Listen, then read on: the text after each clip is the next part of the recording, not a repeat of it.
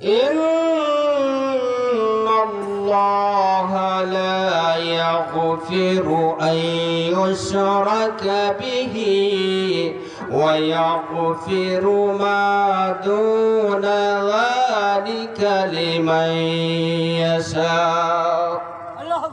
আল্লাহ পাক এই আয়াতে কারিমার মধ্যে বলতেছেন, নিশ্চয়ই আল্লাহ তাআলা ক্ষমা করবেন না কাদেরকে? ইন্নাল্লাহ, নিশ্চয়ই আল্লাহ তাআলা লা ইয়াগফিরু, মানে মাফ করবেন না, আই ইউশরাকা বিহি, কার সাথে? আল্লাহর সাথে যারা শরীক করে, ওয়া ইয়াগফিরু মা দুনা যালিকা লিমান ইয়াশা, এছাড়া অন্য যে কোন ধরনের গুনাহ আল্লাহ মাফ করবেন।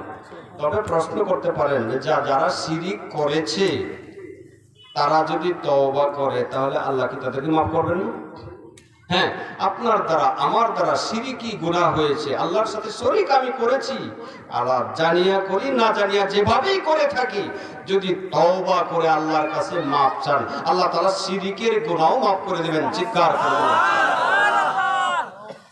عن أبي هريرة رضي الله تعالى عنه قال قال رسول الله صلى الله عليه وسلم من مات يشرك بالله شيئا دخل النار।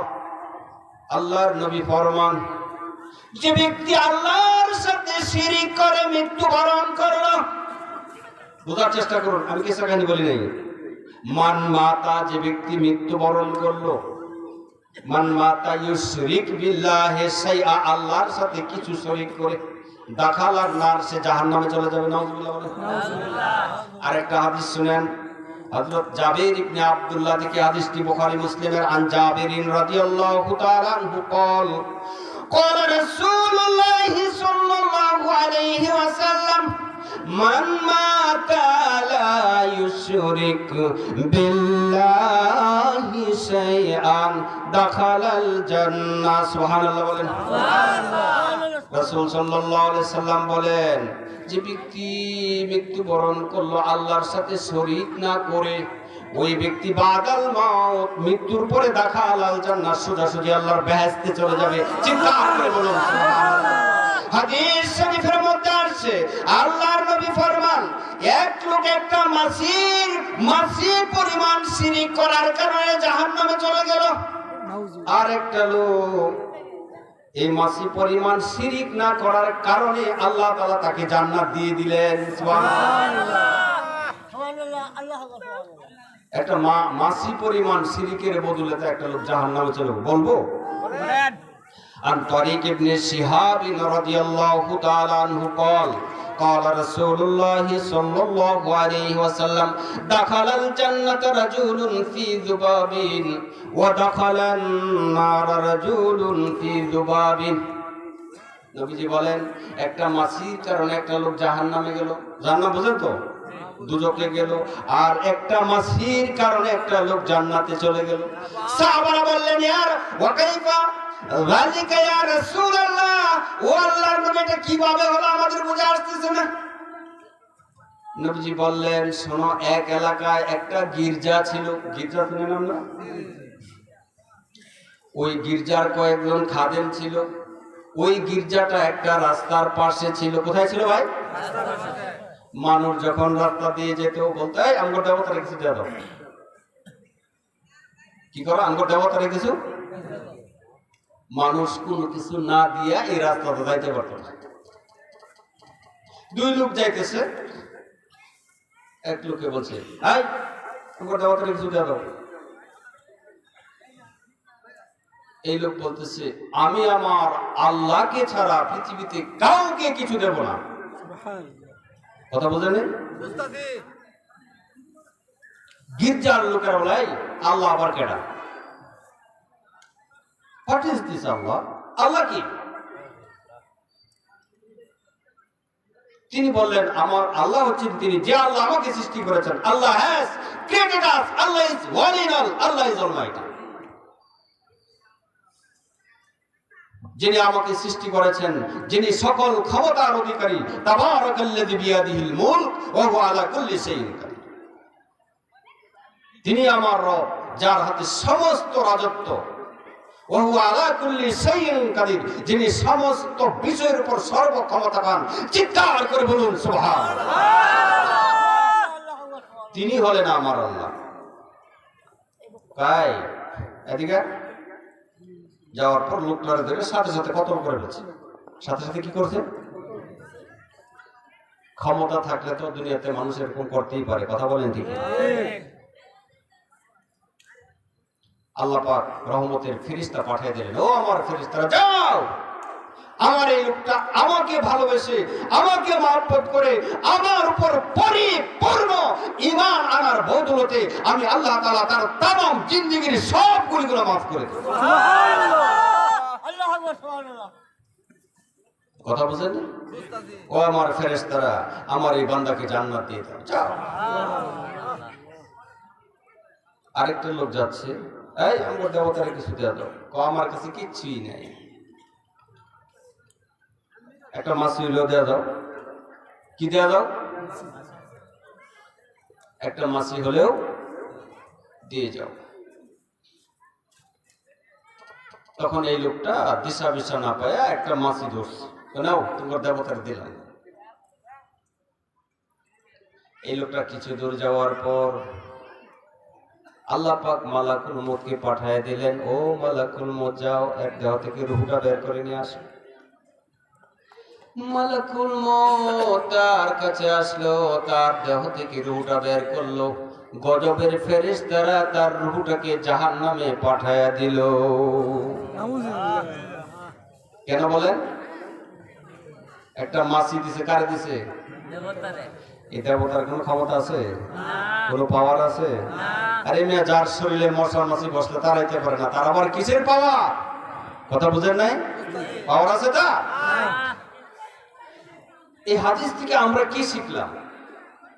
হাদিস তো বললাম সহিহ হাদিস, মুসনাদে আহমদের হাদিস, কিন্তু কি শিখলাম আমরা? কি শিক্ষণীয় আছে হাদিস থেকে? যে জিনিসটা শিক্ষণীয় আছে সেটা হচ্ছে, আমাদের দেশে অনেক ব্যবসায়ী আছে, অনেক দানবীর আছে, অনেক বিজাতিরা আমার কাছে আপনার কাছে সাহায্য চাইতে যায়। কথা বলেন ঠিক না? ভাই আমি অমুক পূজা করব, আমাকে কিছু সাহায্য করেন। কথা বলেন? আপনার সেই পূজার উদ্দেশ্যে কোন বিজাতি যদি আপনার কাছে সাহায্য চাইতে যায়, আর আপনি যদি সেই জায়গায় ওই সাহায্য করেন, আর ওই টাকা দিয়ে যদি ওই মূর্তিকে ফুল দেয়, আর ওই মূর্তির পায়ে মাথা নত করে সিজদা দেয়, শিরক হবে কিনা ভাই বলেন? কথা বুঝেন? শিরক হবে না? আপনার এই 1টি টাকা বা 2টি টাকা 3টি টাকার বিনিময়ে সে যদি শিরকি কার্যকলাপে লিপ্ত হয়, তাহলে আপনার আমলনামা শিরকের পাপ হবে কিনা বলেন? খবরদার। আপনি তো সবের নাতে দান করলেন, লোকটা অসহায়, পূজা করার উদ্দেশ্যে আমার কাছে সাহায্য চেয়েছে, আমি তাকে দিয়ে দিই। হ্যাঁ, আপনি তার চিকিৎসার জন্য, তার খাবারের জন্য আপনি তাকে সাহায্য করতে পারেন, তার বাসস্থানের জন্য আপনি তাকে সাহায্য করতে পারেন, তার ঘরের জন্য আপনি তাকে সাহায্য করতে পারেন, কিন্তু মূর্তি বানানোর জন্য আপনি তাকে সাহায্য করতে পারেন না। আশা করি আমার কথা বুঝছেন। তাহলে হাদিস থেকে আমরা কি শিখলাম? শুনেন, আমার আপনার জীবনের আমল, এই আমলের মধ্যে যদি শিরক থাকে, তাহলে শিরকের বদৌলতে আমাকে আপনাকে জাহান্নামে চলে যেতে হবে। কথা বোঝাইতে পারলাম? আমি আমার আলোচনার শুরুতেই বলছিলাম, 2টা আমল করলে কি পাওয়া যাবে ভাই? মনে আছে? কয়টা আমল? عن سهل بن سعد رضي الله تعالى عنه قال قال رسول الله صلى الله عليه وسلم من يضمن لي ما بين لحييه وما بين رجليه أضمن له الجنة رواه البخاري। হযরত সাদ ইবনে সাহাল রাদিয়াল্লাহু তাআলা আনহুর বর্ণনা, তিনি বলেন, আল্লাহর নবী বলেন, মান ইয়াদমাল্লি মা বাইনা লিহিয়াইহি ওয়া মা বাইনা রিজলাইহি আদমাল্লাহুল জান্নাহ। যে ব্যক্তি তার দুই ঠোঁটের মধ্যবর্তী স্থান, দুই উরুর মধ্যবর্তী স্থান, কয়টা হলো? দুই ঠোঁটের মধ্যবর্তী স্থান, এটাকে কি বলে ভাই? কি বলে? জিহ্বা। দুই ঠোঁটের মধ্যবর্তী স্থান একে কি বলে ভাই? আল্লাহর নবী বলেন মাইয়াদমাল্লি মা বাইনা লিহিয়াই, যে ব্যক্তি তার দুই ঠোঁটের মধ্যবর্তী স্থান অর্থাৎ তার জিহ্বা, তার মুখের ভাষা আর দুই উরুর মধ্যবর্তী স্থান লজ্জাস্থান, এই দুটো জিনিসকে দুনিয়ার জমিনে যে ব্যক্তি হেফাজত করতে পেরেছে, আমার নবী বলেন তার বেহেশতের জামিনদার আমি নবী মুহাম্মদ সাল্লাল্লাহু আলাইহি ওয়াসাল্লাম। চিৎকার করে বলুন সুবহানাল্লাহ। আরো জোরে বলুন না সুবহানাল্লাহ। তাহলে দুই ঠোঁটের মধ্যবর্তী স্থান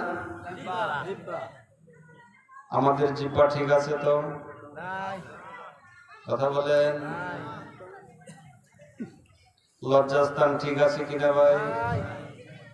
হেফাজত করেন, তওবা করেন। এই জবান দিয়ে আপনি যা বলতেছেন, যা বর্ণনা করতেছেন, সব কিছু আমার আল্লাহর ফেরেশতারা রেকর্ড করছে। মা ইয়ালফিযু মিন কাওলিন ইল্লা লাদাইহি রাকীবুন আতীদ। আপনি মনে করছেন যে আমি যা বলছি এগুলি রেকর্ড হচ্ছে না? আমার আপনার এই মুখ দিয়ে আমি আর আপনি যা বলছি সব কিছু রেকর্ড হচ্ছে। সব কিছু কি হচ্ছে ভাই? তার কাছে, আমার আল্লাহর কাছে দুই কাঁধে দুই ফেরেশতা আছে, কিরামান কাতিবিন ইয়ালামুনা মা তাফআলুন। আল্লাহু আকবার। সম্মানিত দুইজন ফেরেশতা আমার আপনার দুই কাঁধের মধ্যে আছে। ইয়ালামুনা, তারা জানে মা তাফআলুন, তোমরা যা করতেছো সব কিছু লিখছে। কারা লিখছে ভাই? সম্মানিত দুইজন ফেরেশতা লিখছে। এজন্য এই জিহ্বাকে হেফাজত করতে হবে, ভাষাকে হেফাজত করতে হবে, জবানকে হেফাজত করতে হবে মিথ্যা কথা থেকে, জবানকে হেফাজত করতে হবে সুদ ঘুষ থেকে, এই জবানকে হেফাজত করতে হবে মানুষকে কটু কথা বলা থেকে। আমার নবীজি জীবনে কোনোদিন কাউকে কটু কথা বলেন নাই। আমার এই ভাষা দিয়ে মানুষকে অনেক কটু কথা বলছি। কথা বলেন ঠিক কিনা? রাসূল সাল্লাল্লাহু আলাইহি সাল্লাম বলেন আন আনাস রাদিয়াল্লাহু তাআলা আনহু قال قال رسول الله صلى الله عليه وسلم المسلم من سلم المسلمون من لسانه ويده।